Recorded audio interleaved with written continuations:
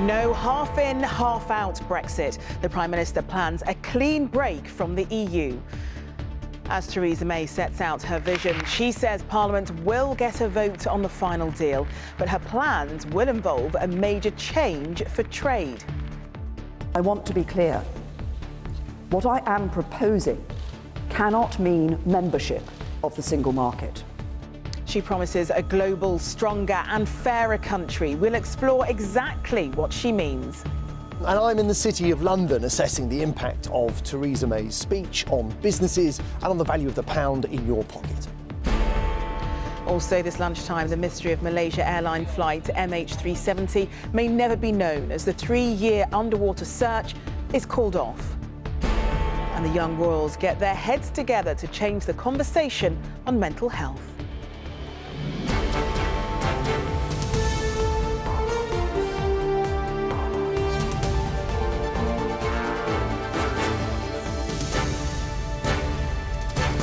This is the ITV Lunchtime News with Charlene White. Good afternoon. Theresa May has finally given details on what Brexit will actually look like, confirming she does intend to take the UK out of the single market.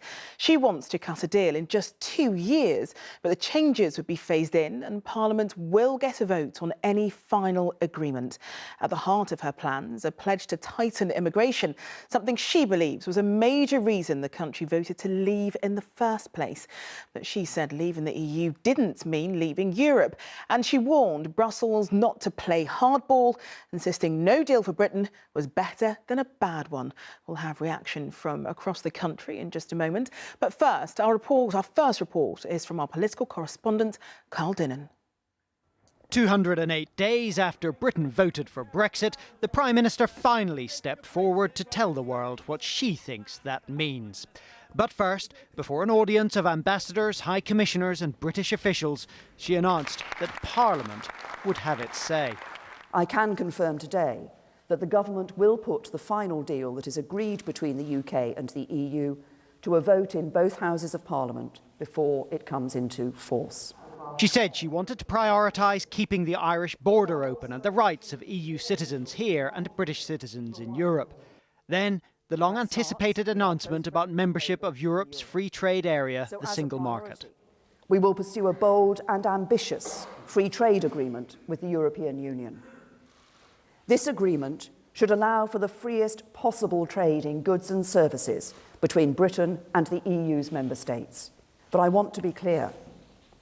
What I am proposing cannot mean membership of the single market. So no more freedom of movement, no more European Court of Justice, and no more big payments to Brussels. The days of Britain making vast contributions to the European Union every year will end. It also sounded like Britain would be leaving the customs union, which sets trading relations with the rest of the world, although perhaps not completely leaving.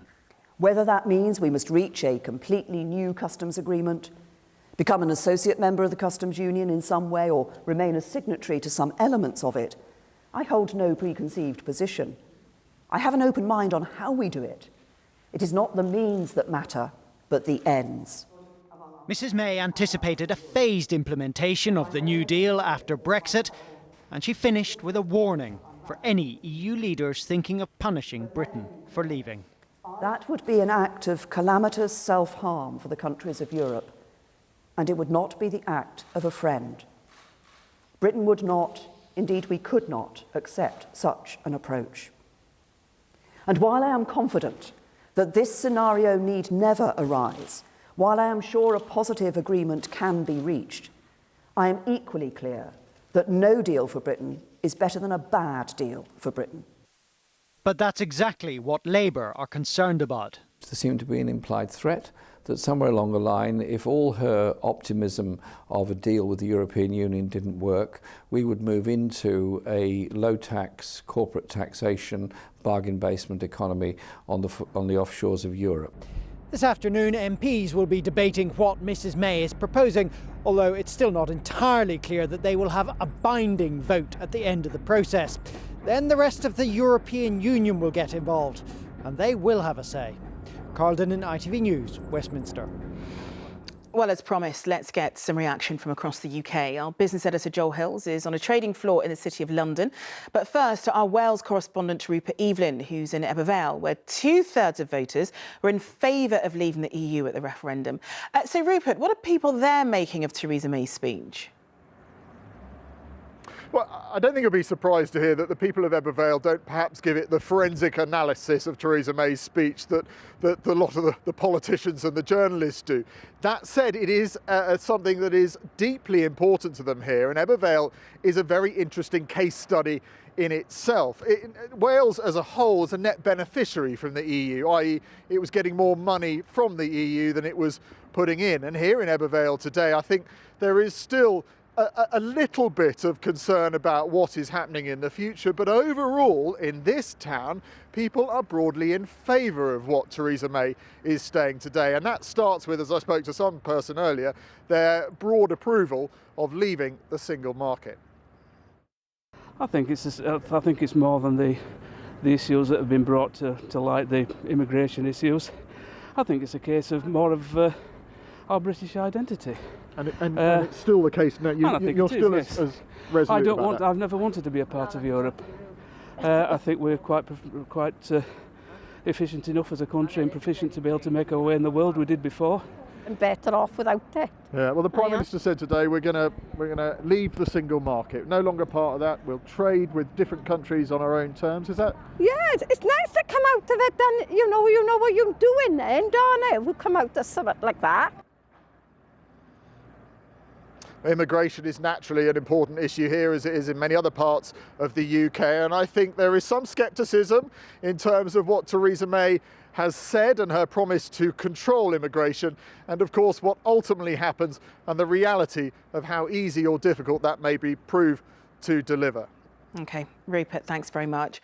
OK, let's go to Joel Hills now. Joel, one of the reasons Theresa May was making this speech was to stabilise the markets and measure their expectations. So what's the reaction been? Well, look, before the referendum, Theresa May was telling us our future prosperity depended on staying in the single market. Today, she told us we are leaving it. We're leaving the customs union too, but she's going to get the best possible, freest possible trade deal negotiated over the next 2 years with the European Union. Essential to our prosperity, the pound has become a benchmark of confidence, international confidence in Britain's economy, and it has on course for its highest rise since 2008. Context, though, is important. The pound has been on the slide against the dollar since February, when the referendum was announced last year. This was the day of the referendum and the result. It's fallen about 15% in the course of the last 12 months. Import costs as a result are starting to rise here. Inflation, we learned today, has risen to its highest level in 2 years. The suggestion is there will be a squeeze in living standards. People are going to start feeling it soon. But for the moment, as the Prime Minister said today, the economy is doing rather well. Well, businesses have made their concerns about Brexit clear, Joel, from tightening immigration to the future of London as a major finance hub. So did Theresa May address any of those concerns?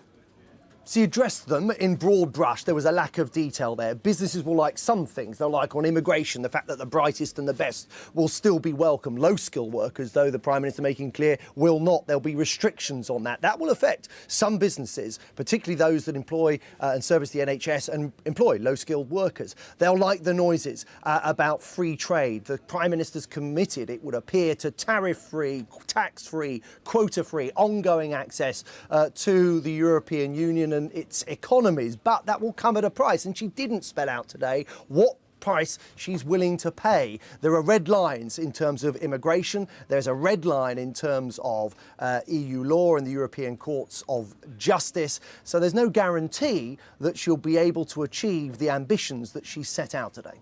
OK, Joel, thanks very much. Well, joining me now is Mike Cherry, the National Chairman of the Federation of Small Businesses. He was among the first to call for clarity in what Brexit would look like the day after the vote. And we have Theresa Villiers, who joins us from our Westminster studio, who is a Conservative MP who voted for vote leave. Thank you both for joining us this afternoon. Mike, I want to start with you. You asked for clarity. Do you feel you got that today? I think we've got some way towards clarity. We've still got a journey to follow, and of course businesses will be watching that closely.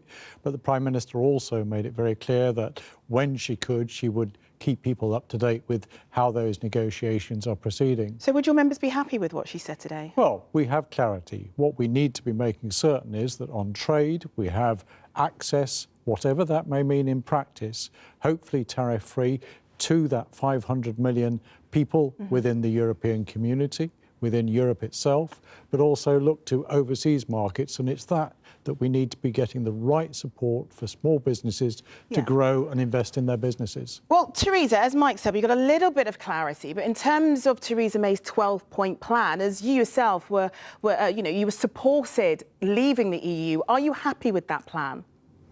I am. I very much welcome the speech today. I think it takes us a step closer to becoming an independent country again. I believe the decision that we can no longer be a member of the single market is the right one, because staying in would involve accepting EU laws, the European Court of Justice, and probably free movement as well. That wouldn't be consistent with respecting the result of the referendum. Earlier on, Tim Farron was saying that for the 52% of people who voted to leave the EU, they perhaps wouldn't have wanted something quite so harsh. Would you agree with that statement? No, it was very clear throughout the referendum campaign that if we voted to leave the European Union, that would mean leaving the single market. The Leave campaign said that. The Prime Minister and the Remain campaign also said that. So people knew what they were voting for. They wanted to take back control of our immigration system and our laws, and those are inconsistent with staying in the single market. Well, in terms of staying within the single market, Mike, Theresa May said that she was confident of finding a good deal with Europe. Is that something that your members are confident of as well? It does impact on their livelihood. Clearly, FSB has surveyed its members, and we should be releasing the results of those surveys on what our members want in a few weeks' time. What we need to be concentrating, though, is the right people with the right skills for the right jobs, and that's what we need for our members and for businesses more generally. And it will be dependent on what the government negotiates and how that actually works out. What we don't want is a massive bureaucracy that stops any of that. OK, well, Mike Cherry and Theresa Villiers, thank you both for talking to us this afternoon. Well, our political editor, Robert Peston, was watching that speech as well. Robert, the Prime Minister is setting aside 2 years for this, and she was pretty animated in warning Brussels against playing hardball. But can she pull this off? Well, this was a moment of history. Theresa May said that the way we run our economy is changing radically because of the expected but nonetheless important announcement that we're out of the single market, we're out of the customs union. Those are the groupings of countries where trading is costless and frictionless. Now, she wants a new free trade deal with the European Union to replace those arrangements, and she hopes to get that within 2 years. What was most striking for me today, though, was when she got really animated, warning the 27 other EU leaders to be nice. She said if they try and punish us to make an example of us because they're so angry about us leaving the EU, they will be self-harming, was the phrase she used. And she went on to say that if they engaged in war, she would launch a commercial battle, a commercial war against them. Now, there is no doubt that if we did get into really bogged down negotiations based on animosity, everybody would lose. But whether she is setting the right constructive tone with those warnings ahead of these crunch negotiations, whether in fact what she'll do is alienate lots of EU leaders, that is the big question, because getting a new deal will be incredibly complicated. And when I talk to ministers and officials, they say we need all the goodwill we can from the other side to get that deal done in the 2 years. So the big question today is, has she alienated our interlocutors, or has she persuaded them to do what she thinks is the right thing? OK, Robert, thank you very much. Well, if you want to take a look at the Prime Minister's 12-point plan in more details and also just know more about the issues around Brexit, do go online to itv.com/news for our handy A to Z guide. All still to come on the rest of today's news includes running for change. The Young Royals and the London Marathon team up to get us all thinking about mental health. But first, the hunt for the missing Malaysia flight MH370 has been officially called off after nearly 3 years. Malaysian authorities say they won't resume the deep-sea investigation until new credible evidence emerges. The aircraft vanished during a flight from Kuala Lumpur to Beijing with 239 people on board. But as Sally Biddulph reports, there are still few answers about exactly what happened. For 3 years, they've searched and found nothing. Even state-of-the-art technology, international cooperation and the most expensive search in aviation history cannot make a plane reappear. They have completed 120,000 search area, and we need to suspend the search until further credible evidence. MH370 vanished mid-flight en route from Kuala Lumpur to Beijing 3 years ago, and the search began. A week later, the Malaysian Prime Minister said the aircraft had been deliberately diverted, but then flew for a further 6 hours after losing contact. Within a month, 2 signals were detected, which could be the flight data recorder, but it was never found. 16 months afterwards, debris from the plane washed up on Reunion Island. In March the following year, more wreckage, this time off the coast of Mozambique. And in July last year, a search of one of the pilot's home shows he took a similar route to the doomed jet on his home simulator. Theory has followed theory, including terrorism and technical failure, but no one knows the truth. For relatives, calling off the search is a bitter blow. There has to be evidence, says this man, the father of a passenger. You need to show us bodies if they all died. We are determined. We will eventually find out what happened. So far, the ocean has refused to give up her bounty, if indeed that is where MH370 ended up. The search beneath the waves is now over, and with it the hope of any answers from the deep. Sally Biddulph, ITV News. Turkish police have arrested a man alleged to have killed 39 people at an Istanbul nightclub on New Year's Eve. He's been identified as Uzbek national Abdul Kadir Masharipov, who reportedly trained in Afghanistan before carrying out the attack that's been claimed by the so-called Islamic State. Authorities seized $200,000, 2 guns and 2 drones during the arrest. An 18-year-old man's been arrested on suspicion of murdering a teenage girl whose body was found in an alleyway in Rotherham. The body of 16-year-old Leon Weeks was found yesterday. Our correspondent Damon Green is at the scene for us. Damon, what more do we know about Leon's death? Well, the police investigators are still in that alleyway behind me. They're still looking for clues, and ever since that body was discovered yesterday morning, a steady stream of people has been coming from the houses around here in the small town of Dinnington near Rotherham to leave flowers and pay tributes in their own way. It's upset people very much. She's been named locally as Leonie Weeks, though not officially identified. Earlier we had a visit from her family here at the scene. It was a very emotionally charged occasion. Clearly they were very, very upset, but they spoke at some length with the senior investigating officer, Detective Chief Inspector Martin Tate, and he was able to tell them where the investigation was. He spoke to us afterwards and told us they have made this arrest. An 18-year-old man is in custody on suspicion of murder. He hasn't been charged with any offence. The police are still looking for any witnesses, anyone with any information, to come forward. Damon, thank you. North Yorkshire police say they're scaling down the hunt for missing Claudia Lawrence. The university chef disappeared from York 7 years ago, and officers have since said they believe she was murdered.